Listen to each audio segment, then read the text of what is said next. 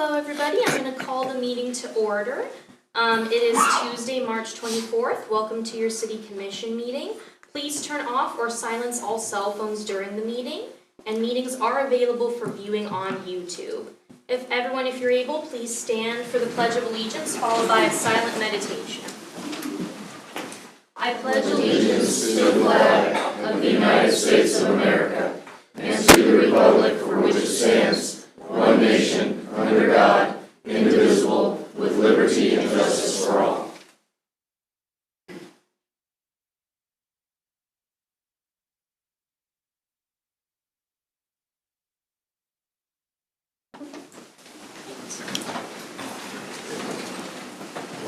All right, I will begin with some proclamations.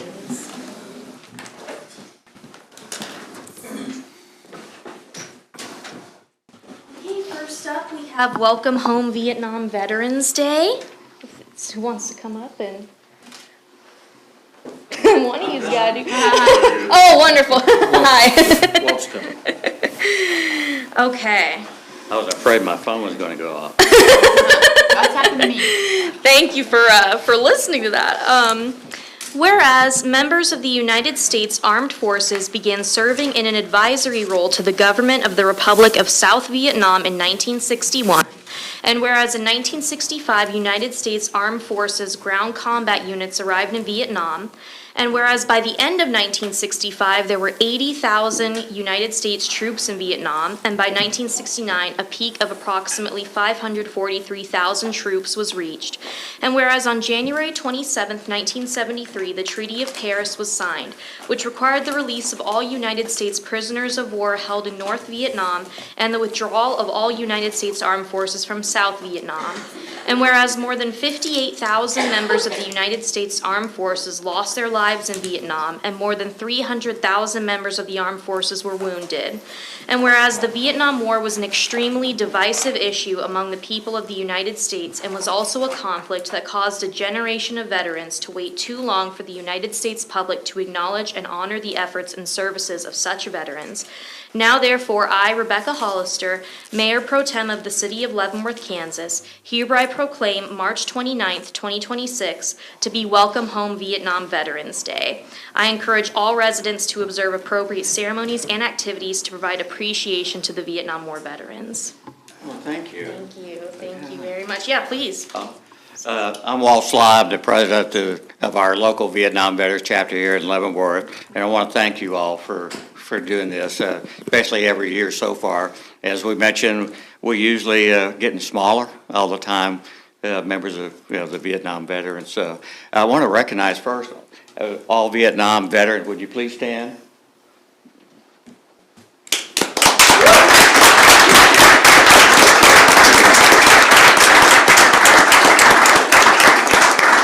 And I appreciate you honoring our service and sacrifice and our patriotism for being in the war. And I want to turn it over now to Colonel Lynn Ross to say a few words about the ones with ultimate sacrifice. Thank you, Mayor. And Walt, appreciate all your help. Walt's been the president of our local chapter for quite a number of years and will be stepping down. And one of the things that we get to look forward to is what happens to our chapter when we all are dead and gone, whether it would exist anymore. Because when we're gone, it's over with. It's not like the VFW or the Legion or things like that will continue on. Our organization will die. I'd like to just take a minute to read the 12 names of local Leavenworth service members who paid the ultimate price. Corporal Eddie Ray Derritt, United States Marine Corps. PFC Joe Lewis Emery, United States Army. PFC Harry Ivan Fuqua, United States Army. Private First Class Wesley Lee Gooch, U.S. Army. Captain Patrick Harold, United States Air Force, who was lost in MIA for many years and was recovered, and it's who our chapter is named after. Specialist 5, Gary Dean Little, United States Army.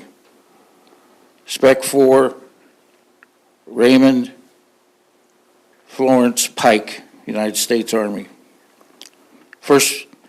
Captain Terrence Fairchild, Sage, United States Army. Specialist 4, Marvis V. Schlip, United States Army. Captain Carol Spragan, United States Army.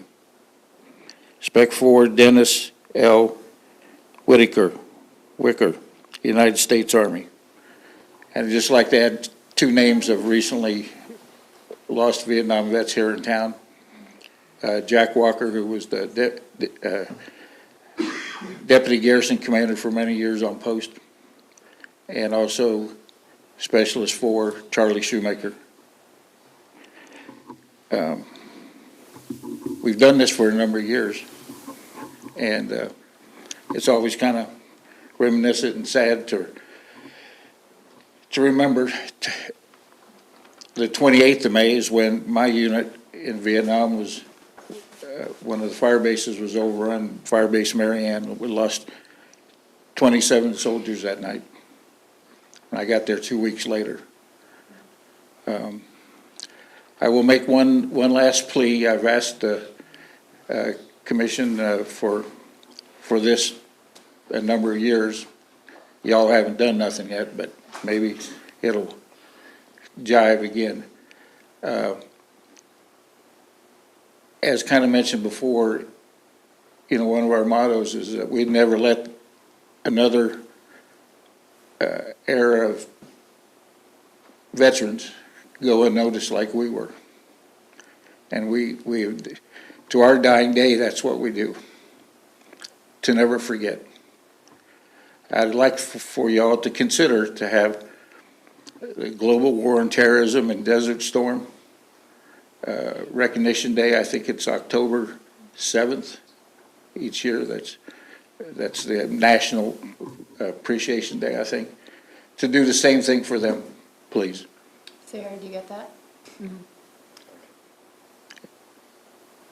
And I'd also like to recognize my adopted daughter-in-law, Diane Pitts, who's here today, Gold Star Mother. Thank you. Thank you. I got one. You got it?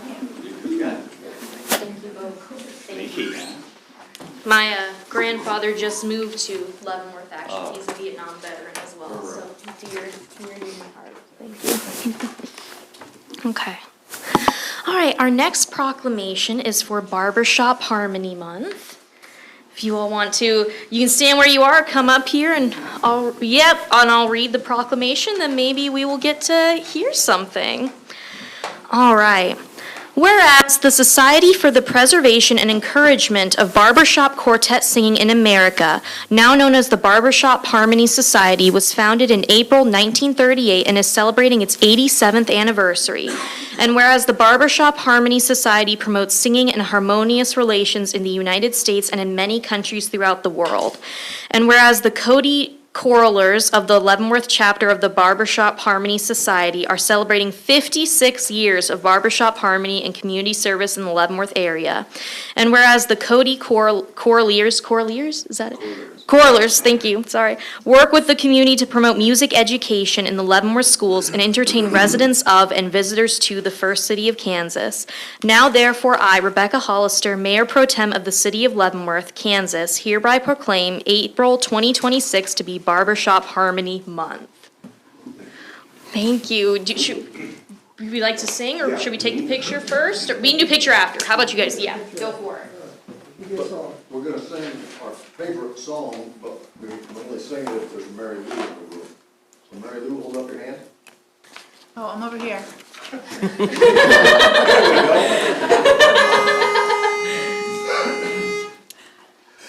Pass me by one summer's day, flash those big brown eyes my way, know I wanted you forevermore. Now baby, I'm not one that gets around, swear my feet stuck to the ground, and though I never did meet you before, I said hello, Mary Lou.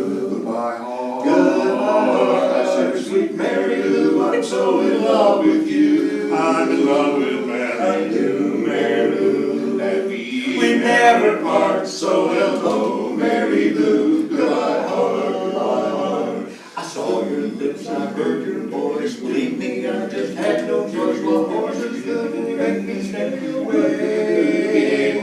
All about a moonlit night, arms about you, good night. That's all I need to say.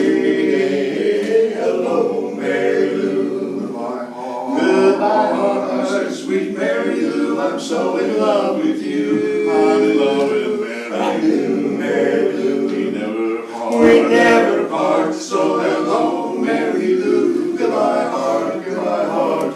Hello, Mary Lou, I'm in love with you, yes. Hello, Mary Lou, goodbye heart. Right from the stars, hello, Mary Lou, goodbye heart.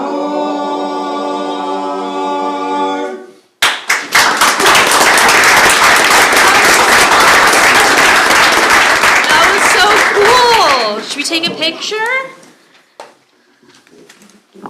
I will. I've been with Cody You know what, I can send you one years, too. for the 56 years. Right there. I was I got it. last remaining charter member active. Wow. That's so cool.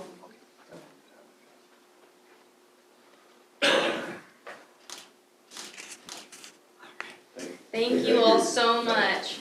I wish we could have you in every meeting.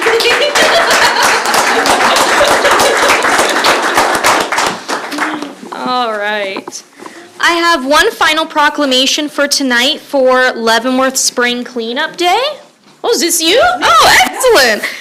Whereas the Leavenworth City Commission is committed to working toward making the city of Leavenworth the most attractive, livable, healthy, and vibrant community possible. And whereas your elected leaders realize it takes the goodwill and hard work of all citizens to achieve such lofty visions, and are therefore encouraging all Leavenworth citizens to assume responsibility in maintaining a clean and attractive neighborhood environment.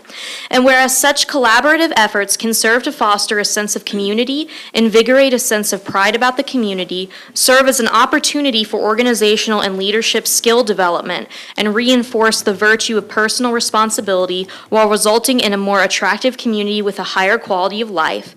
And whereas the spring cleanup kickoff will be held on Saturday, April 11th, 2026 at 8:30 a.m. with a ceremony at Warren Educational Complex. Now therefore I, Rebecca Hollister, Mayor Pro Tem of the City of Leavenworth, Kansas, hereby proclaim April 11th, 2026 to be Leavenworth Spring Cleanup Day. I urge all of our citizens to work toward protecting our environment and to join in efforts to preserve the attractiveness of our community. Yay!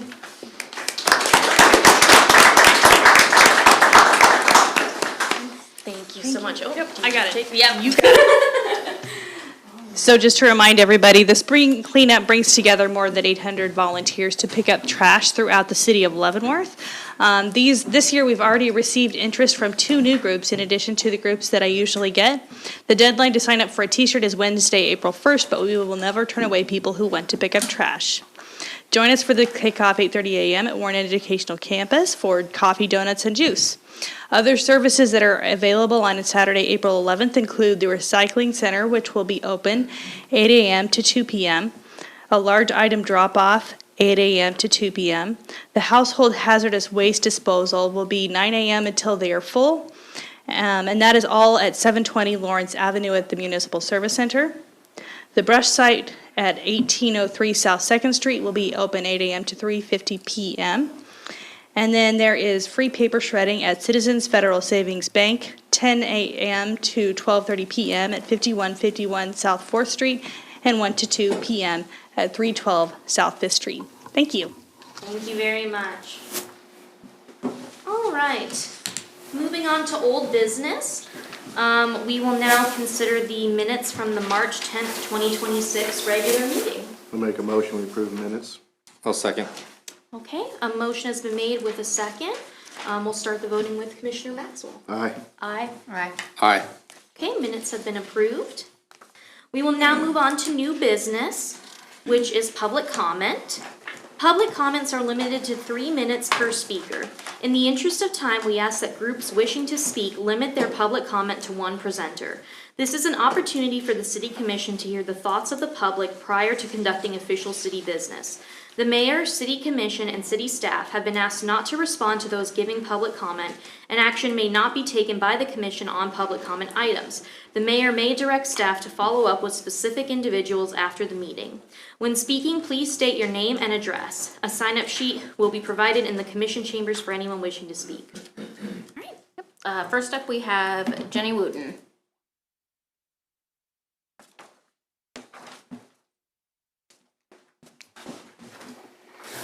Hello. Good evening, Commissioners. My name is Jenny Wooten. I live at 615 North Esplanade. And I have the pleasure of owning a home that's at the juncture of two beautiful Leavenworth parks that I very much love. And I live on this beautiful historic street. And I have some concerns about these parks that I want to bring to you. Over the last 6 years, I've seen a lot of changes to these parks. Some negative, some improvements. There's a large sinkhole a few years back that remains unrepaired and fenced off. We have a baseball field that is rarely used for baseball. Currently, there is grass growing up through the baseball field. At North Esplanade Park, there's a park shelter where the benches were removed and have been removed for several years. We also have had some repairs to that same park shelter. We've had some new playground equipment installed, which are positive assets in these past few years. These parks that are supported by public tax dollars are largely not being used for recreation. This is something that I see every day out of my window. They're being used as an annex to our nearby homeless shelter. And before I seem like a very insensitive human being, I do have a heart for our homeless population. I do acknowledge the complexities of that situation, but there is a balance to be struck. So recently, as in last Wednesday, all of the benches were returned to that park shelter, and they're currently, this afternoon when I came home, they're filled with belongings, people who are using these shelters as their homes. They are living in these parks, and they're living there during the day, and they're living there at night. And so I am asking for some type of policy to return these parks to that which they're intended to be, which are public recreation places, not places where we're seeing things like public defecation, places to hold belongings and things of that nature. I invite people to recreate in those parks just as I might, and those benches are certainly for all residents. I don't think it's a good look for the community, and I don't think it's an appropriate use of our public parks. Thank you. Thank you very much. Penny, maybe we can follow up on some of that. Yes, we can follow up on that. Thank you, perfect. Next up's Jason Redmond.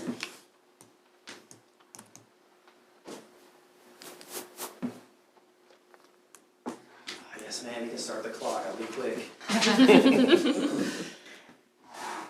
Good evening, Commissioners, and thank you for the opportunity to share my thoughts and opinions with you tonight. I just wanted to say that you carry a heavy burden of command, and that there's a lot of people, including myself, that don't know the difficulties and intricacies of the complex policies that you make decisions on. But you're all doing a great job, and you're coming together for the whole 37,000 citizens that live here in Leavenworth. It takes a special kind of person to serve a large community in a leadership position. To reference Theodore Roosevelt, there is a lot of criticism that comes from guys in the stands who like to point out how others may stumble, or maybe they would have done something a little differently. But all the credit belongs to the man in the arena fighting the good fight. And I think he was right on that. And it's you, all five of you, that are fighting the good fight for us. Comments are oftentimes like a Yelp review, with many of them being wildly exaggerated to the negative. And I wanted to just take a minute to say something positive. No one deserves to get death threats or anything like that for making the hard, difficult decisions that serve our city. especially since so few people vote or opt to run for the tough positions that you guys are in. Personally, my family is made up of Republicans, Democrats, and I've got one wild atheist anarchist type, and so I've kind of seen the gamut of it. But we all love each other. We spend time together, and sometimes commissioners, they have personal opinions that I agree with. That makes me happy, and I support you. Sometimes individual commissioners have policies that I don't agree with, and I still support you. Because I know that deep down, all 5 of you have access to more information on the topic at hand than I do, and that you're looking at the bigger picture. So you often do a lot of great things that most of the guys in our town don't really know about. Things like working with Scott and Penny Holler to reduce the salt purchase last winter and switching it to the brine water. That was a smart decision. It saved our taxpayers 30% just on that one purchase. And that allows you to have more flexibility with money to fix sinkholes and clean up the esplanade and things like that. So that's great. I'm proud of each of you. I think our commission is made up of a strong and diverse backgrounds, so it serves the community well. Commissioner Wilson, you have a great small business and military perspective. Commissioner Pittman, your community interaction and all the events that you do are first class, always. Commissioner Maxwell, you know more about infrastructure than any 3 people that I've ever met, and your common sense decision making. Commissioner Hollister, I like your fresh young perspective. I think that's something that our city needed, is often overlooked. And Mayor Bowder, she attends every board meeting I've ever seen, so I know she's got her finger on the activities and providing checks and balances for all those guys. So you have a tough job, and you're doing it well. I just want you to know that, and I want to personally thank you for the job you're doing for our city. Thank you. Thank you. Jason. Thank you. Appreciate it. Next up is Alan Barnes.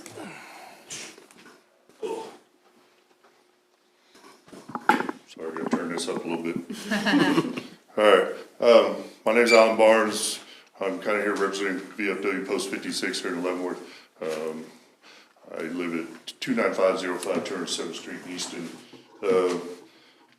And I know it's gonna be brought up later, but kind of wanted to speak on our park, the rezoning. So item number 12 tonight. We're looking at trying to get this rezoned so we can build our park. We have one little, via our veteran memorial kind of at the head of the Leavenworth VA. We're trying to get an actual park that's going to commemorate veterans and those that have passed. Because our park, part of our park will actually be named after 2 KIAs, one of them local here in Leavenworth. I'll keep names out of it, that way people don't get embarrassed. If you've seen this, we have 3 phases we're gonna do. And this is something for the community. It's gonna be open to all veterans, even though it's a VFW park. We will have a brick memorial walkway around our flagpoles that are already there as of right now. So anybody that has a veteran, if they want, they will be able to memorialize their veteran in our park. So it's not just for VFW, this is for the city. So that's why we're doing all this, and hopefully we'll get through this meeting and the next meeting. So that's all I gotta say on that. Thank you. Thank you. Next up is Amanda Pryor. You can scratch my name off, because I thought we had to put our names down to talk. I'm also here for the VFW park, but mostly to answer questions because I put the packet together. Okay. All right. Thank you. We'll get you later on then if we have questions. Suzanne Severs. Hello, Commissioners. I have a cold and a friend, so please accept me. Hi, my name is Suzanne Severs. I live at 86 6th Infantry Road on Fort Leavenworth. I'm here today to remind the Commission of their duty to follow through on the oversight in place for the CoreCivic special use permit. I want to believe your reassurances that we are going to be, you and the city will be using all of the tools available to hold CoreCivic accountable. Have you visited? Have you requested the rosters? Please don't wait for the task force to get into the facility. Please don't wait to get names as allowed by the SUP, and yes, use that task force. We know it will do good. But since you are the ones who voted to pass the permit, ultimately the responsibility, I believe, falls on you to hold them to keep their word.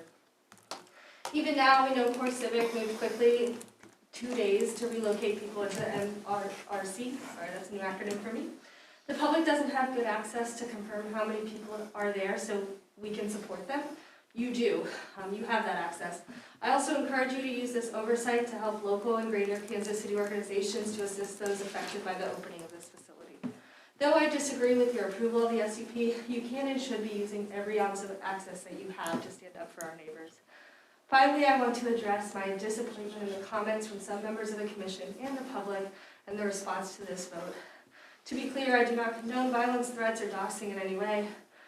With that said, when the mayor of a city expresses disdain for her constituents, it appears that she has disregarded her citizens. I am looking forward to seeing you all move quickly on this. Hang on. As Core Civic did not delay after their approval. I also look forward to holding you accountable and to doing your job to hold them to the bare minimum standards of the permit. Thank you. Thank you. And last, we have Daniel McIntosh. Dr. Daniel McIntosh, 1013 South 21st Terrace. Good evening, Commissioners, and thank you for your time. I come to you tonight to urge you to act with greater speed and transparency concerning oversight of the Core Civic Special Use Permit. With prisoners already detained in the facility, the time for the establishment of the Community Oversight Board is long overdue. I appreciate that such things take great care and that you're making steps, but further delays place the board at risk of playing catch-up for months. I understand that you're not allowed to respond to public comment tonight, but if you could make an announcement as soon as you are able as to the status of the board, concerned citizens would greatly appreciate it. I would also urge you to create a public-facing repository of information concerning oversight actions in a format such as a web page. A detailed list of dates and categories of oversight will be helpful in informing the community as to the frequency and nature of the city's actions. Simple statements that Core Civic is currently in compliance provide little more information than similar statements from federal authorities. A single hub of information will likely also reduce the time you spend answering constituent concerns. You allowed this great shame into our community under the promise of greater oversight. The citizens of Leavenworth intend to hold you to that promise. Thank you for your time. Thank you. And that is all. Okay, thank you very much. All right, moving on to general items. First up is a consideration of a transient merchant permit waiver for a police collector show at the Riverfront Community Center. Yep, Mayor Pro Tem, this item will be handled by the city clerk, Sarah Bonstein. Madam Mayor Pro Tem and Commissioners, before you this evening for consideration is a request for a transient merchant permit waiver to use the Riverfront Community Center on April 24th and 25th for a police collector show. Mr. Kenneth Lemaster, the applicant, would like to hold the collectible show as a fundraiser for the Leavenworth Prisons Historical Society for a second year. The event will have vendors, and those vendors will be able to sell their items. As such, the city code does prohibit transient merchant permits on city property, which includes the community center. However, the city commission does have the ability to grant a waiver of that policy. All fees for the use of the facility and permits would still apply. The waiver would simply allow the sale to be held at the community center. So tonight, the request before you is to grant the waiver for the transient merchant permit. And Mr. Lemaster is here if you have any questions for him, or if you have any questions for me. I didn't see you. Did you sneak in? He did sneak in. Do you want to say a few words about the event? Sure. Kenneth Lemaster, 1118 South 14th Street here in Leavenworth. Some of you may know me, some of you may not. I'm sort of a Leavenworth historian. I wrote 4 books, city, and I'm afraid to say this word, prisons. You've probably heard that enough. But being in a law enforcement background for 32 years of my life, corrections has always been the stepchild of law enforcement. Some consider us first responders, some don't. I want to bring all first responders plus pump up the revenue and visitation to Leavenworth because of the fine history that this town has. You can't name anybody that was somebody in the middle 1850s that went through this town, Wild Bill Hickok, by record and newspaper articles, killed his first man here in Leavenworth, Kansas, in a boarding house. Also possibly served as a town constable for a short period of time. Military members, you name it, they've all come through Leavenworth. When I was asked by my publishers, what could you say about Leavenworth that would bring somebody's attention. I always tell them, this is one of the most historic towns this country has that has been undiscovered. That's why I want to help push tourism. That's why I want to help push community activity by bringing this law enforcement show to town. It's a collector's world. It's a big collector's world. One of the vendors that will be here this year is a nationally known vendor, Code 3 Replicas, that does die-cast cars. I sent Miss Holly a photo of the Leavenworth Ford Explorer that will be introduced here this year. So he's a well-known, well-recognized individual that is getting the word and getting this ball rolling as well. So I feel a little bit inadequate following some of the folks that I followed, but hey. In closing, I do want to say, by the way, thank you and welcome home. My brother's a Vietnam veteran, and he'll be attending his first freedom flight in May. So if anybody's got any questions or anything. Yeah. Does anyone have any questions? You've done it years, and everything you do, I always say you have the Midas touch. It's gold, so. I also plan on doing a pop-up museum of prison memorabilia that I have collected and garnered over about 45 years. Wow. Your wife will be happy to get out of the house. Yes. Thank you all. Thank you. Any other questions? Okay, if not, I'll entertain a motion. I'll make a motion to grant a waiver of transient merchant permit for use of the community center for a police collector show on April 24th and 25th, 2026. I'll second that. Okay, it has been moved and seconded. We will start voting with Commissioner Wilson. Aye. Aye. Aye. Aye. Okay, motion passes. All right, next we have consideration for the creation of a housing choice voucher program specialist position. Planning and Community Development Director Kim Portillo will be handling the next item along with Patrick Tooley. Good evening, Madam Mayor, Pro Tem, and Commissioners. I have with me today Patrick Tooley, our current Section 8 coordinator. He's transitioning in his role, soon to be retired, but we still have him with us for a little bit. So we have before you tonight a request to add a position in our Section 8 housing program. This is a position that would be what we are calling a housing choice voucher program specialist. They would contribute to doing inspections for the program, doing some intake paperwork, some application review, and other duties like that as outlined in the job description provided to you. So the reason we're requesting this is because as we were reviewing the current structure and functioning of the roles over there, we did realize that there is a gap in some checks and balances and oversights within these positions, because right now Pat is doing primarily everything within the role, and there needs to be a separate position that does some random checks and things like that of the work that he is conducting. And then in addition to that, we've been out in the community and speaking with needs of different organizations, and we really would like to consider pursuing additional voucher programs as well. So for example, we might look at transitioning youth vouchers or other things like that. We did do a financial review of the position, and the program does have enough funding to sustain it.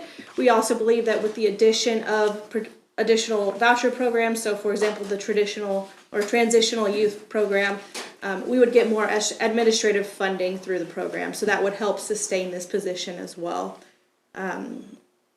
We have outlined for you in the policy report the proposed grade, which is N10, and you have those pay ranges there. So this position would be at the same pay range, for example, as our rental coordinator is. And that is what I have for you. Let me know if you have any questions. Any questions?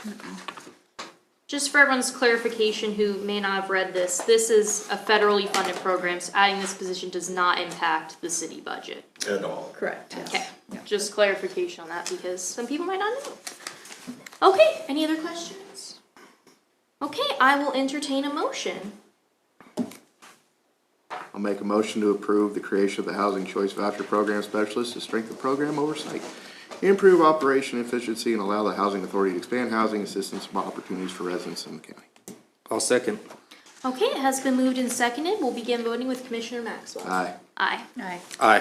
Perfect. Thank you, guys. Thank you all. And I think you can give something about the next item as well. Yes, so the next item is no longer applicable. We did have that planning commissioner resign, so we can move on to the next thing. All right, and that next thing is Resolution B 2419, adoption of 7th Street corridor study. Okay, well, hello again. I also have in the audience with me representatives from GBA, which was our consultant for this project, and the Mid-America Regional Council, which was our funding partner for this project. So tonight we request that you adopt this resolution adopting the 7th Street corridor study. This is a project that the Planning and Community Development Department undertook almost a year ago. We kicked it off. It was, like I said, a partnership and funding with the Mid-America Regional Council under their Planning Sustainable Places program. And the project looked at how we can enhance the 7th Street corridor between Fort Leavenworth and the downtown Haymarket Square. And throughout the course of this time period, we've conducted several different community outreach events. We've held stakeholder groups. We've held open houses. Our team did some pop-up events at farmers markets and different things like that. We did have an online platform as well where community members were able to give us feedback about what they would like to see along the corridor. And the plan has developed with some recommendations for transportation, stormwater, overall aesthetic enhancement, land use, and general improvement of the area. So tonight, we do have a copy of that draft plan for you provided in the packet. And if you have any questions, we can answer that for you. Nothing's changed since the presentation last week, correct? Nothing has changed since our study session, correct? Can you just speak a little bit on what adopting this study means? Does it, I know I read it, but just for everybody else's benefit, what it means to adopt a study. Yeah, so adopting the study is important for a few different reasons. For one, it gives the sign off that you guys as the commission recognize the work that staff and the consultant has done, and that you're on board with how we've spent, our money over the last year.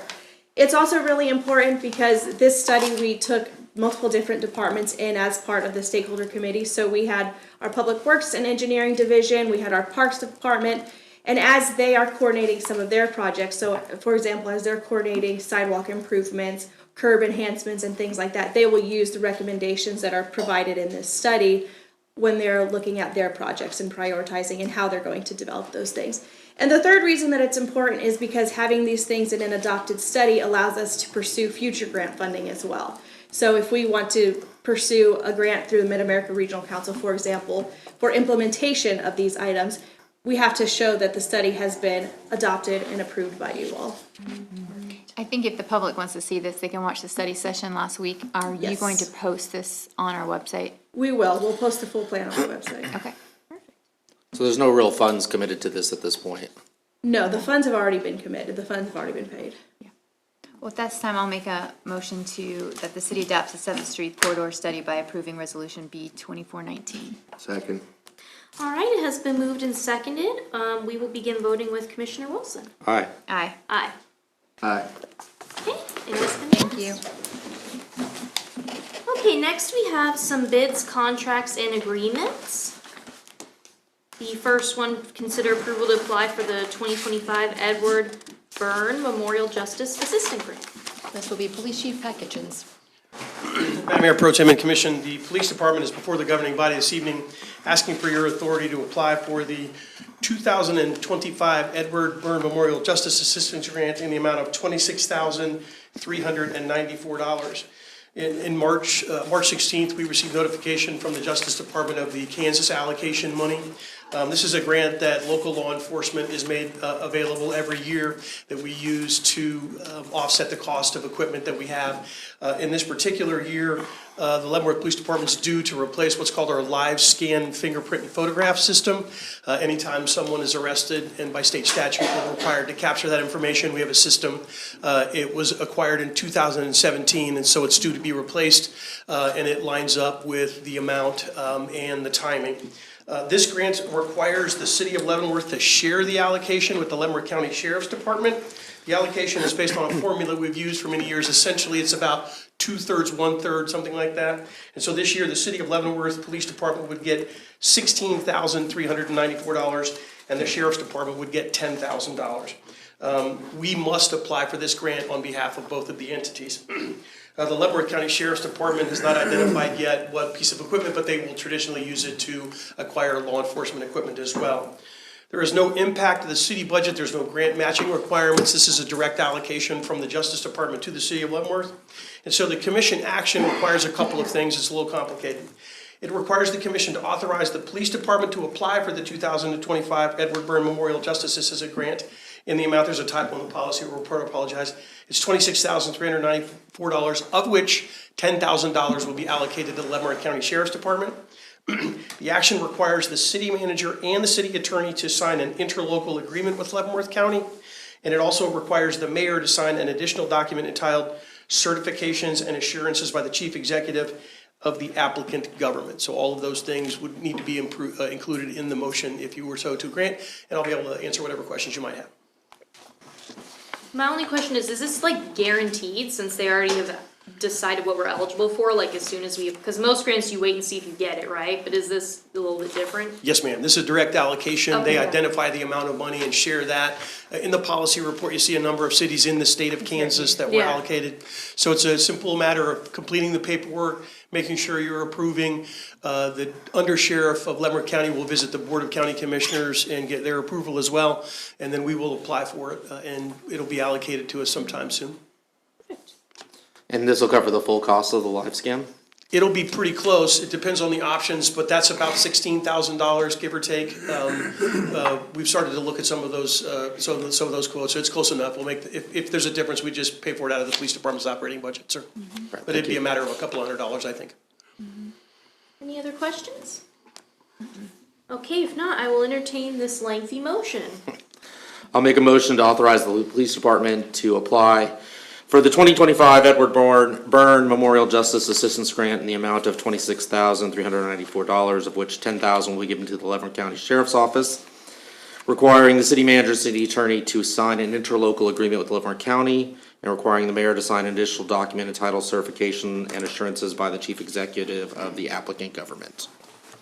Second. All right, it has been moved and seconded. We'll begin voting with Commissioner Maxwell. Aye. Aye? Aye. Aye. Okay, it's passed. Thank you. Okay, next is considering approval to purchase a service truck for Parks and Recreation. This item will be Parks and Rec Deputy Director Ryan Bailey and Park Superintendent David Summerlin. Good evening, Commissioners. Hello. The Parks and Rec Department is requesting approval to purchase a 2026 Ford Super Duty F-350 XLT cab and chassis, 4x4, manufactured and furnished to our specifications, utilizing a cooperative purchasing program authorized by the city purchasing policy. A little bit of background just so we have it out there. The current service truck that we have is 15 years old now. It's got 53,000 miles on it, 2011. It's a vital part of our parks fleet. This truck is used as service equipment that's broken down out in the field to run out and take care of things that are going on out there, whether they're stuck in, mud or a rut or hung up on something or broke down. It also is used for repairing soccer goals, various things like that, welding wise out in the parks that you can't just bring into the shop and fix. So, with that being said, the recommendation, staff recommends the purchase of one 2026 Ford Super Duty F-350 XLT cab and chassis 4x4 for a total of $60,645.32 from Sourcewell quote ID 42259. The budget impact there is $100,003,706 allocated for this truck in 2006 CIP equipment purchase. So we're way under. You're way under. We Correct. got more equipment. We are way under, but that does not include the bed. So there'll be a service bed attached to this truck, which will come out of that. On service CIP vehicles, they allotment. are done separately, so. I did not know that. Okay. You got a quote on the service bed yet? We do. It's around 30,000. Who'd you get it from? Well, we've got two quotes going right now that we're working on building. One's from Knapheide, one's from American Equipment. Yeah. You gonna have a crane too? No. Okay. It will have winches though. Winch, welder. Yeah. Is that part of the bid? Yeah. We already have the welder. Okay. Yeah. So making the area basically, it's for it. just outfitting the truck with the bed and boxes to hold the tools that we already have. Air compressor too? Yep. Okay. Any other questions? You said the current truck is 15 years old, but only has 53,000 miles on it? Yeah. It doesn't drive the city like our normal trucks do, you know what I mean? It sits at the shop until the mechanic has to go out and fix something, so, yeah. Okay. Okay. If there are no more questions, I will entertain a motion. I'll make a motion that the staff purchase one 2026 Ford Super Duty F-350 XL cabin. You say chassis? Chassis. What is that? It's just the truck without the bed. Oh, okay. It's 4x4 cabin. I'm learning. 4x4 for a total of $60,645.30 from Sourcewell quote ID number 42259. I'll second. All right, it has been moved and seconded. We'll begin voting with Commissioner Wilson. Aye. Aye. Aye. Aye. Perfect. It has passed. Thank you. Thank you. All right, next is consider award of bid for indoor pool mechanical upgrades. Brian Daly again. All right, that's going to be me. Tonight I bring before you the consideration for the 2026 indoor pool mechanical upgrades.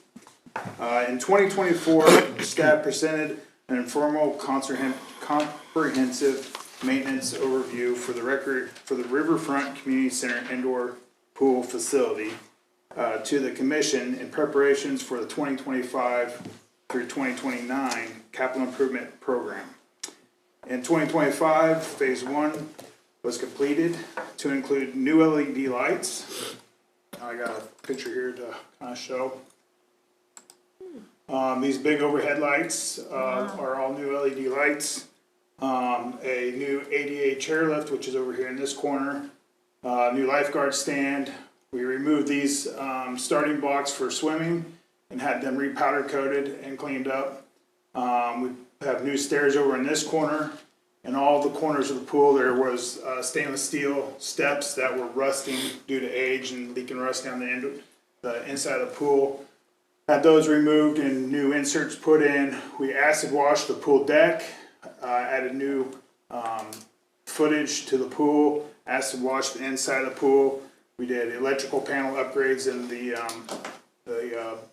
pump room, and what else did we do? Replaced the acid room door and a few other items. The city of Leavenworth solicited quotes from firms in 2026 for the mechanical upgrades as part of phase 2. Specifications were made and available, and a mandatory pre-bid meeting was conducted. Proposals submittal deadline was February 27th at 3 p.m. 3 bids were received, but only one bid met qualifications and specs for the RFQ. Work for phase 2 will include a new boiler, heat exchanger, valves, automatic pool filler, piping per specifications. Work is to be completed between May 26th and July 31st. The indoor pool will be closed from May 26th through September 7th for this project and for the indoor painting of the pool. So that will include the ceilings and walls and stuff, and I'll bring that to a later commission meeting for approval. Staff recommends the base bid from HMI Aquatics LLC for a total not to exceed $64,615.89. The budget impact for this project, we have $94,817.28 allocated in the 2026 CIP program for phase 2 of the pool upgrades. And then I attached the quote for this. Do you have any questions? I'm assuming the closure aligns with the Woolman pool being open, right? Correct. So we'll basically be closed from Memorial Day to Labor Day, just like we were last year. And that worked out pretty good because we can move all of our activities from inside to the outdoor pool without really any hiccups. And you're under on this budget too? We are For under real? on this budget, yes. Okay. There will be some other things that will be used out of this money to do, but it didn't coincide with this bid process. Perfect. Awesome. Any other questions? All right, if not, I will entertain a motion. Make a motion to approve the base bid from HMI Aquatics LLC for a total amount not to exceed $64,615.89. Second. All right, has been moved and seconded. We will start voting with Commissioner Maxwell. Aye. Aye. Aye. Aye. Perfect. Thank you, guys. Thank you. I like the, we always had the blue and white up there? Yes. Oh. Oh, well, as far as the flags? Yeah. Yeah, They look nice. yeah, thank you. All right, next is consider approval to purchase 2 dump beds and 1 material spreader for the Streets Division. This will be Public Works Director Ryan Faust and Operations Superintendent Becky Beaver. Hello. Hello. Welcome back. Evening. Don't know if y'all have met Becky, as she is our Oh, yeah. operations superintendent. She runs things. Again, thank She you, said Mayor yes, I Pro Tem do. and Commissioners. This evening, we are asking you to consider the purchase of 2 Warren dump beds and 1 Monroe salt and sand spreader. Back when we started working on the 26 budget, we actually proposed to replace 2 dump trucks in 2026. After further investigation, the cab and chassis for these trucks were determined to be in reasonable shape. However, the dump beds needed to be replaced. The dump beds being replaced are on 2 of our older single-axle dump trucks, a 2011 International and a 2014 Freightliner. The cab and chassis for both these trucks are not being replaced. The salt spreader will be replacing the existing spreader that was purchased in 2005. So that's 16 or 21 years old. Bid specifications were prepared after reviewing cooperative purchasing. We elected to go with the City of Kansas City, Missouri's cooperative contract. Pricing based off this contract is with American Equipment Company, located in Kansas City, Kansas. Total price for the 2 dump beds and 1 spreader from American Equipment is $102,573. Lead time for the dump beds and spreader is 16 to 18 months from confirmation of order. From a budget impact, the city did budget $100,000 in the 2026 CIP for the purchase of 2 dump beds and 2 spreaders.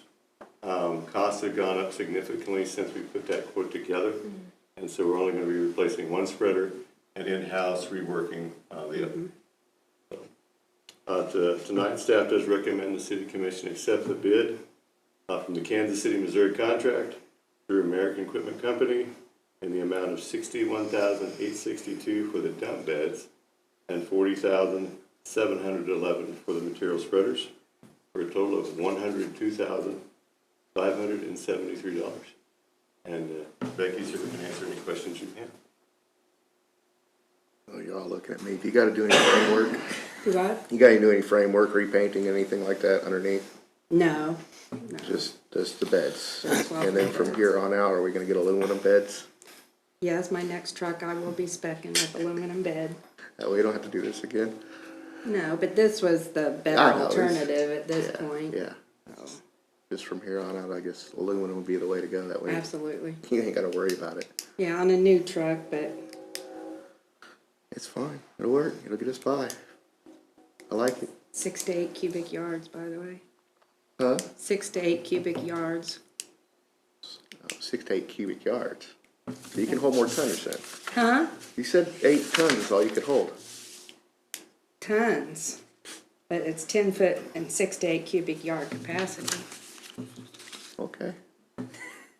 You gonna let me put 6 to 8 cubic yards on that truck and we'll see what happens? That's what the quote says. I'm just messing with you. I'm just messing with you. You're fine. I said be gentle. Yes. No, I saw the pictures. They really do need them. Yeah. I did bring a picture if anybody can see it from that far away, but it's really, really bad. Yeah. Other questions? Just out of curiosity, how long before we're replacing the vehicles? I mean, 2011, 2014 is pretty old. We actually have really good mechanic staff. So we're going to keep these running for as long as we can. We hope that somewhere between 7 and 10 years. Appreciate that. That's how I feel about my car as well. All right, any other questions? Okay, if not, I will entertain a motion.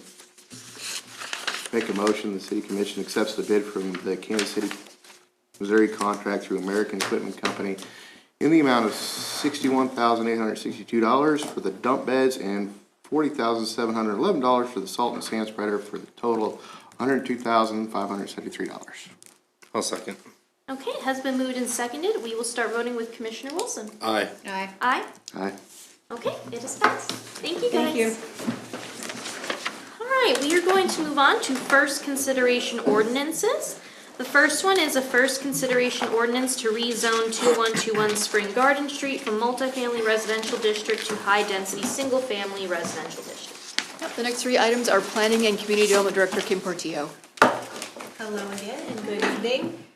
This item tonight is a request, as you stated, to rezone a property from residential multifamily to residential single-family, low density.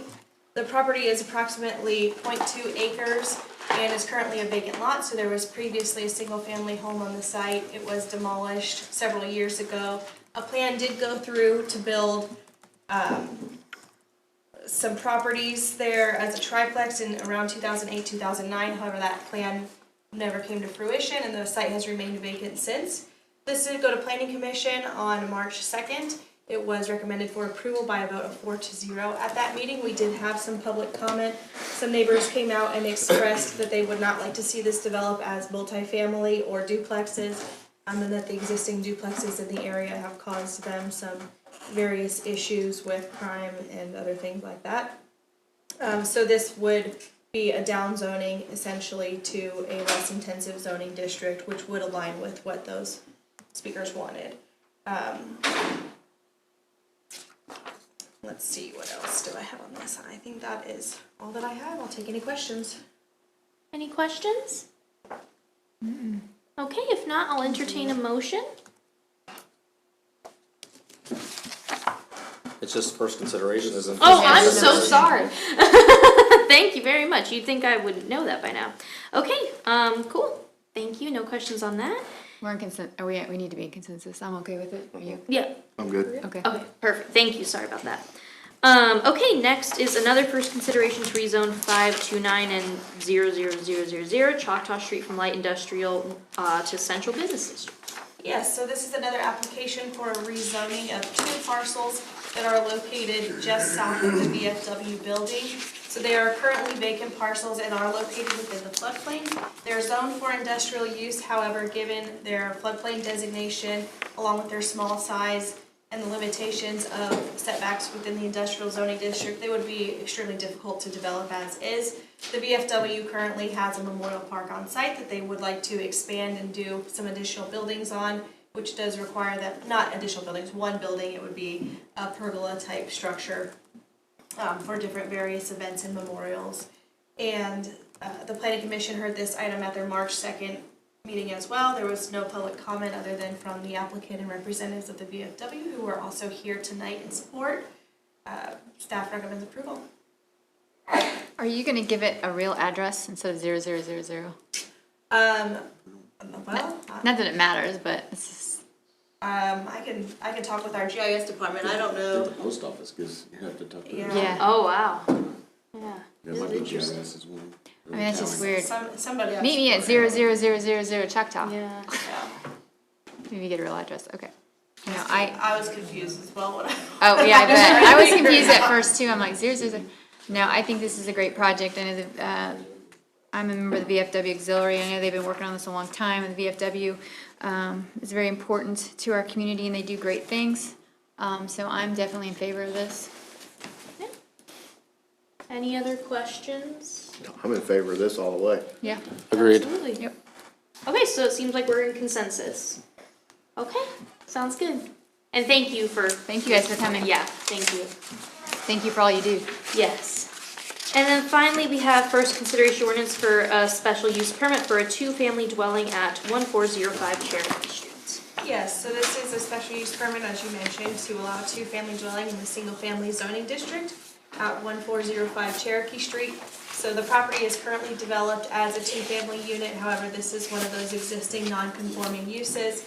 The property went up for sale and the homeowner cannot get a loan because it is existing non-conforming. So allowing this special use permit would essentially bring it into a conforming status and allow it to be rebuilt if it were to be destroyed. This item as well went to the Planning Commission at their March 2nd meeting and was recommended with approval 4-0. We have not received any public comment on this item, and staff is in support.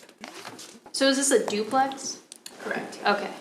Do we know why it became a duplex, or like We how old don't, is this? so when we get these applications, we do our best to research them. We Yeah. went through past building permits to see if there was a conversion somewhere along the line. But we have so many old properties, and those records are paper, they're not always easy to track down. So we actually have a substantial amount of duplexes in the R16 zoning district that are non-conforming.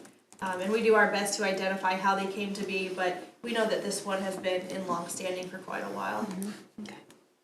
I'm good with it. Is there words or verbiage we can get to where we don't have to do a special use permit for this every time? Yeah, so we could consider revising the zoning code to allow two-family uses in the R16 zoning district by right. And if that's something you guys would like us to look at, we could consider that. Sure. Yeah. Yeah. I think that makes sense. Yep. All right, look at that. You're like. All right, so it sounds like we have consent. I'm in consent, yes. Okay. Okay. All right. Thank you very much. Thank you. Thanks, Kim. All right. I think the last thing is the staff report for Youth Advisory Commission ordinance update. Yes, so Madam Mayor Pro Tem and Commissioners, at the March 17th study session, it was discussed to kind of revitalize and bring back the Youth Advisory Commission. The current ordinance that is in place is 20 years old, like almost to date, like I think it's 20 years and 2 months.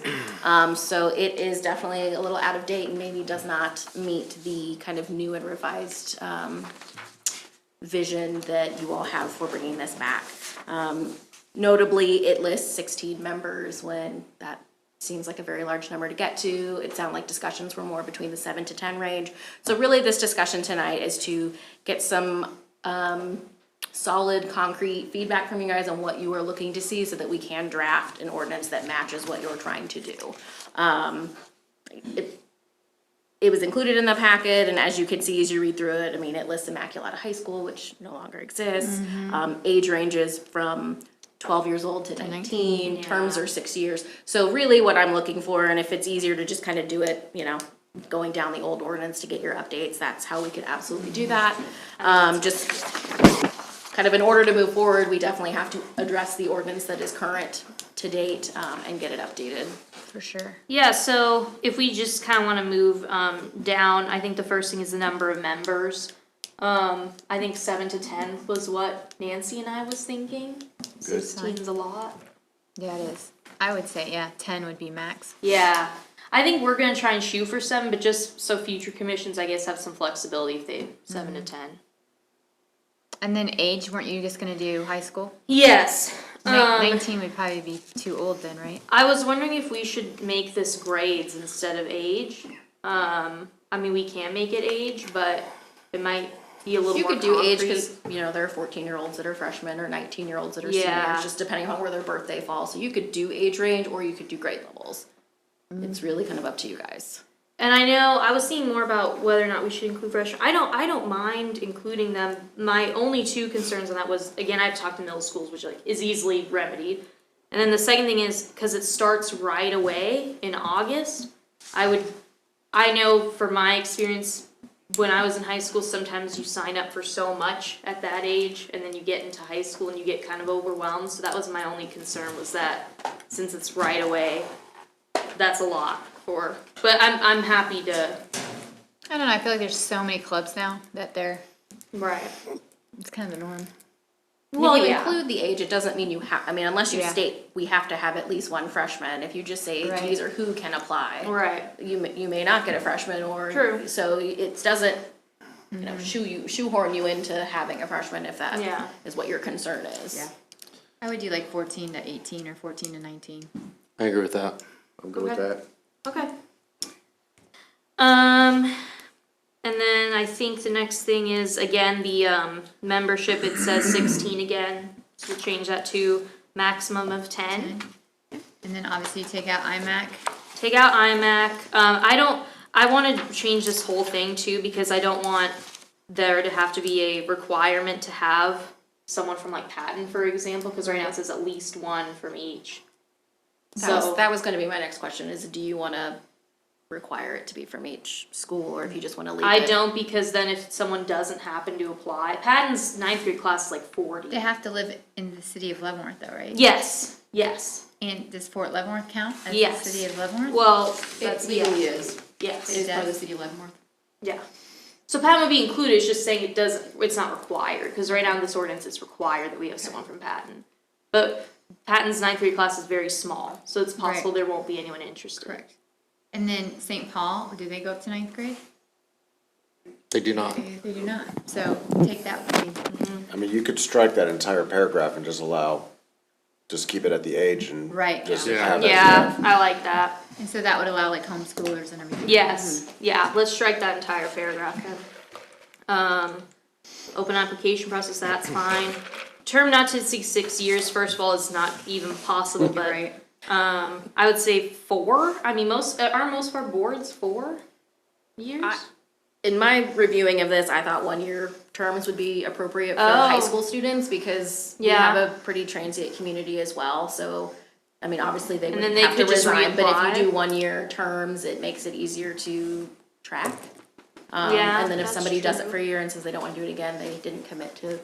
They didn't Agree. resign I mean, it, I don't wanna their term speak for just the youth, ended. cause I am not of them anymore, Yeah. but I don't know what their commitment level may be, so especially for high school students who may have jobs or sports, 1 year seems doable. Well, are you going to do, so like, does everybody have to, if they're on the board, do they have to reapply every year, may not get in the next year? I mean, I feel like you're not gonna have So longevity. typically how we handle that with our current boards is if we have members who are actively participating and wanna be reappointed, we don't kind of open up their spot. We would, Oh, okay, we so would they speak could- with them and say, do you wanna continue? They would yay or nay. If they wanna continue, then we kind of hold their spot to then reappoint them. We wouldn't give away their spot. Now, that doesn't, you know, if you have someone who's not attending and so you don't wanna reappoint them and they say, yeah, I wanna do it because they wanna put it on a college application, that's a different So situation. someone could get in on as a freshman and stay all the way to their senior year. Yeah, I think if Potentially, they're they would just have to be participating reappointed year after year. And that's what I would think that we would want. Yeah, I agree. Consistency. Yeah, and it's I guess a little bit better too if you have somebody who does sort of unfortunately fall off or there's other commitments, then it's not, we have to meet and rescind them, we can just let their term go. Perhaps that's why you might wanna take 10 people so that you can have a Yeah, a quorum. buffer. And if someone's, Yeah. if there's a football state tournament and everybody's there and you don't have all your Yeah. people. Right. Cause kids are, like you said, busy, so. Yeah. Perhaps you do take the full amount, just for attendance purposes, not because they don't wanna be there, but maybe they have. something Yeah, else.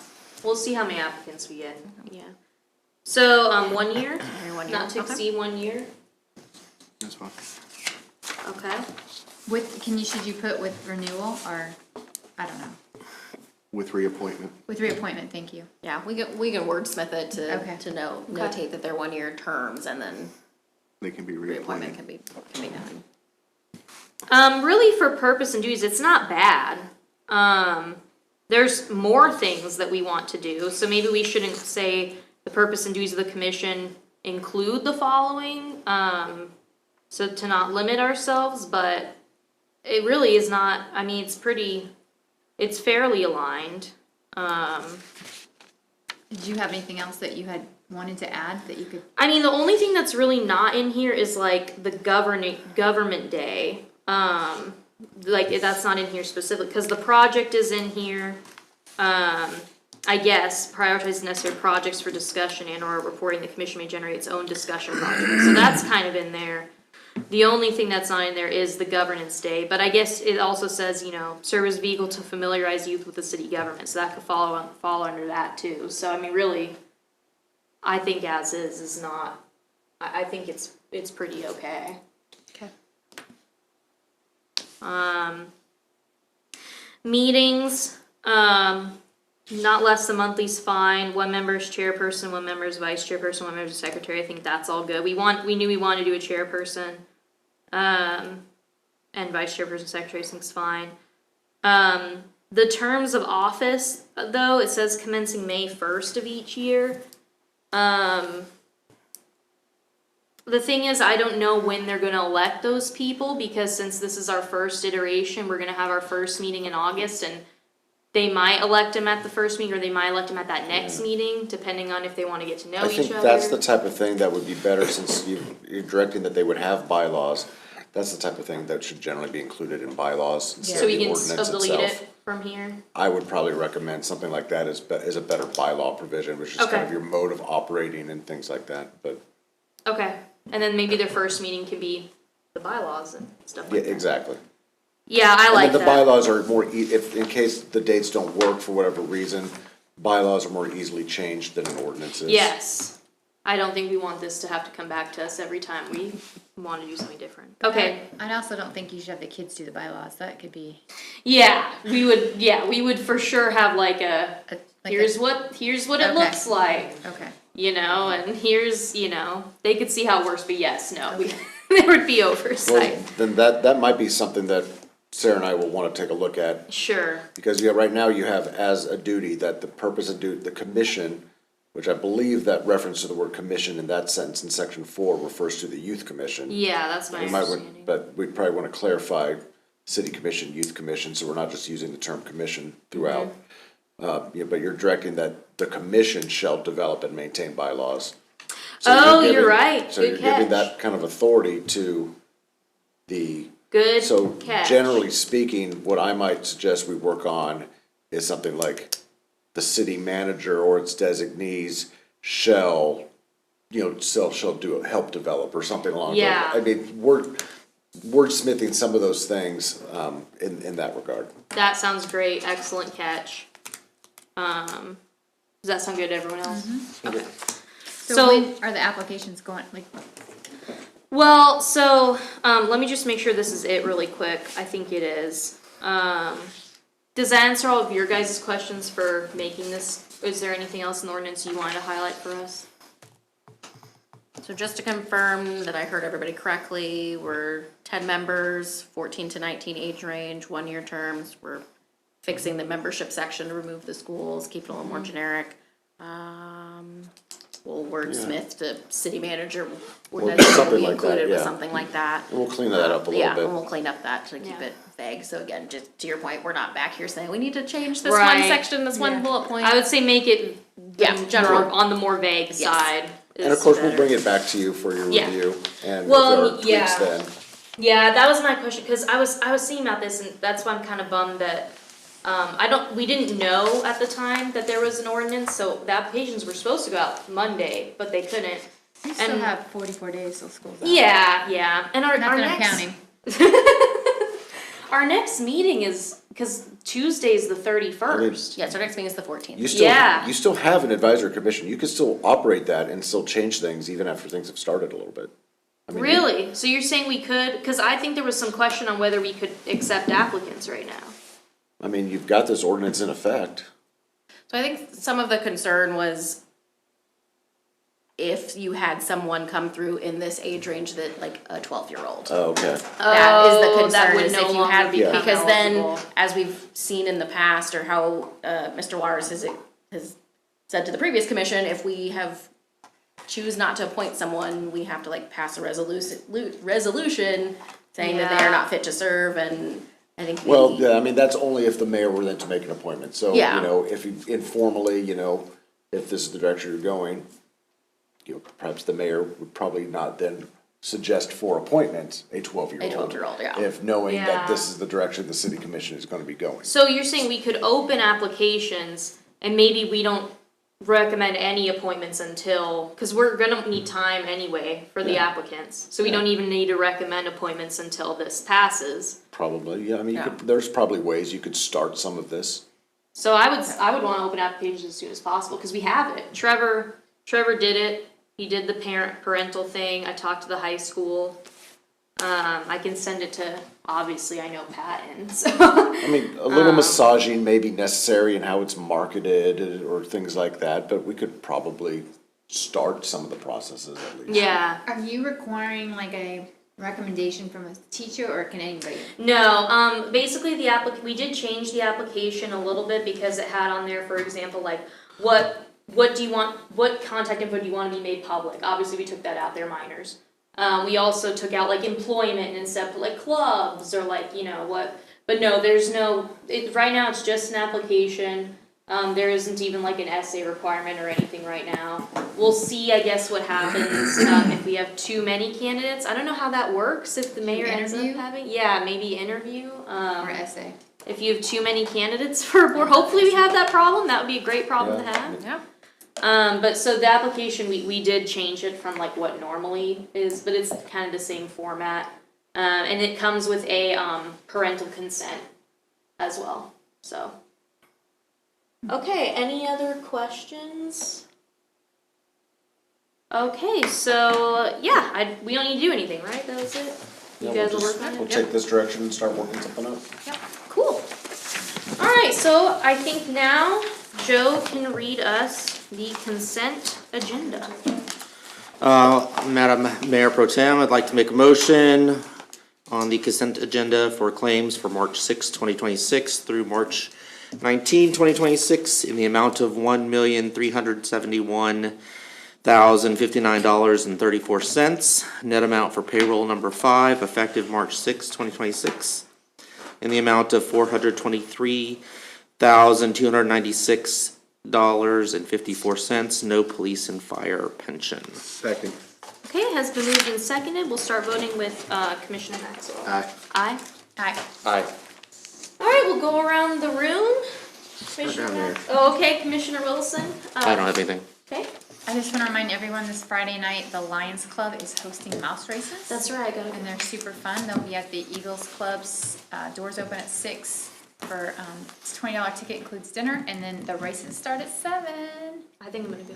Super fun. Never been. As well as the Rapid Response is doing Family Feud this weekend. It's a new event here in town, so if you've got a family and you want to challenge another family, what's his name? Isn't that him? Maybe the older one. the Steve guy that Harvey does- now. Steve Harvey does it now, anyway. So, all the information we found on Facebook if you're interested, so lots going on this weekend. Cool. Commissioner Maxwell? Yeah, and I'll just say, to add on what's happening, the Easter egg hunt is Saturday, I think, isn't it? No, next Saturday. Oh, it's next Saturday? Oh my gosh, I got my days all mixed up. I thought it was this Saturday. Alright, anyway, well, we're not meeting until then either, so. Correction, is it the 28th? I thought it was this. 28th. It's the 28th. So it is this Saturday. Wait, Oh, is it this Saturday? Is it 28th? Yeah. it's the 28th, is that this Saturday or? Yeah, it's the 24th today. Oh my gosh, I thought I was going crazy. So Easter egg hunt, yep, that is at 10th Avenue Park. And there's like tabling, starting at 1:30, there's different activities, and then the hunt is at 2:30 sharp. And I think it goes pretty quick. Yeah. Yeah, so there's just a ton of stuff going on.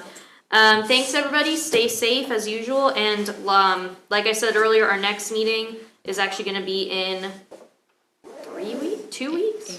April 14th. So 3 weeks, because March has 5 Tuesdays. So it'll be a little bit, and that's it. Do I have a motion to adjourn? So moved. Second. Alright, start voting with Commissioner Wilson. Aye. Aye. Aye? Aye. Alright, we are adjourned.